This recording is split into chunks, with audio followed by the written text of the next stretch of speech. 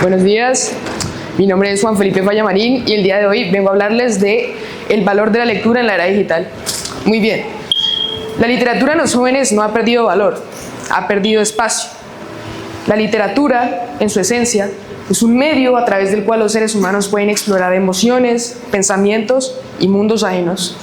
Nos permite comprender diferentes perspectivas y cuestionar nuestra propia realidad. La literatura es el espacio en el que la imaginación y la reflexión se encuentran.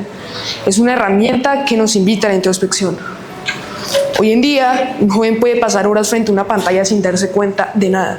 Todo es rápido, inmediato, fácil de consumir. En ese contexto, leer se siente distinto. Leer exige tiempo, atención y esfuerzo y por eso poco a poco se ha ido quedando de lado. Pero el problema no está en los jóvenes, está en cómo se ha planteado la lectura. Durante años, la lectura se ha presentado como una tarea, como algo que toca hacer, como algo que se evalúa. Se obliga a leer libros sin contexto, sin conexión con la vida del estudiante. Este sistema educativo rígido, que ha sido el mismo durante años, no tiene en cuenta los intereses o las pasiones del estudiante. La lectura debería ser presentada de manera que conecte con sus realidades, en lugar de imponer libros que no despierten ningún interés. Este tipo de enfoque limita la posibilidad de que el joven descubra el poder de la literatura y así pasa algo lógico. Esta, que es una herramienta, se convierte en una carga y el joven busca otras opciones. Opciones más rápidas, opciones más entretenidas y más fáciles de entender. Y aquí es importante detenerse, porque decir que los jóvenes no leen no es del todo cierto. Sí leen, pero leen distinto. Leen mensajes, publicaciones, noticias cortas, consumen texto todo el tiempo, pero en pequeños fragmentos. Entonces, el problema no es la ausencia de lectura, sino su falta de profundidad. Ok, un libro no solo informa, forma, ayuda a cuestionar todo lo que se escucha, a aceptar todo después de haber pensado y además a formar un criterio propio. El lenguaje en la literatura, como plantea William Burroughs, es un virus que transforma nuestra forma de pensar. Leer actúa como una vacuna que nos permite resistir los discursos dañinos, los mensajes de odio y las ideas superficiales que abundan en esta generación. Bueno, sin el proceso de la lectura profunda, el pensamiento se vuelve más superficial, cuesta más concentrarse, cuesta más analizar, cuesta más expresar una idea con claridad. Relacionando este concepto con las ideas de Byung-Chul Han en la sociedad del cansancio, podemos entender cómo el exceso de positividad y la constante demanda de rendimiento afectan en la relación que los jóvenes tienen con la lectura. Han plantea que vivimos en una sociedad donde el individuo es visto como un proyecto constante de automejoramiento, de optimización y de productividad.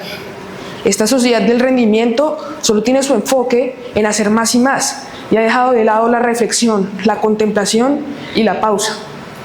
En este contexto, la lectura, que debería ser un espacio para la reflexión profunda, se convierte en una tarea más dentro de la vida saturada de productividad.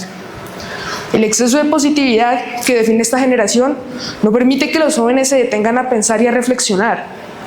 Esto empobrece su experiencia lectora y tiene consecuencias, ya que un joven que no lee con profundidad le cuesta más argumentar, le cuesta más entender textos complejos e incluso le cuesta tomar decisiones bien pensadas. No porque no sea capaz, sino porque no ha adquirido estas herramientas. Además, aquí es donde la lectura sigue siendo fundamental, porque no es solo contar historias, leer obliga a detenerse, obliga a entender contextos distintos al propio, como ocurre con Jean Valjean en Los Miserables, que busca redención tras una condena injusta, o Hester Prynne en La Letra Escarlata, que enfrenta las consecuencias de sus actos. Al acceder a estos personajes, podemos reflexionar sobre nuestras propias decisiones, nuestras propias emociones y valores, como ocurre con Hamlet al debatirse entre la venganza y el perdón. Bueno, entonces, aquí la pregunta cambia. No es si la lectura es importante, eso ya está claro. La pregunta es por qué no está funcionando, y la respuesta no está en los jóvenes, está en cómo se ha planteado la lectura. Si se sigue viendo como una obligación, va a seguir generando rechazo. Si no hay conexión con el estudiante, no va a haber interés. Si no hay guía, no va a haber hábito. No se trata simplemente de obligar a leer más, se trata de cambiar el enfoque. Se trata de dar a entender que leer no es solo una tarea para el colegio, es una herramienta para la vida.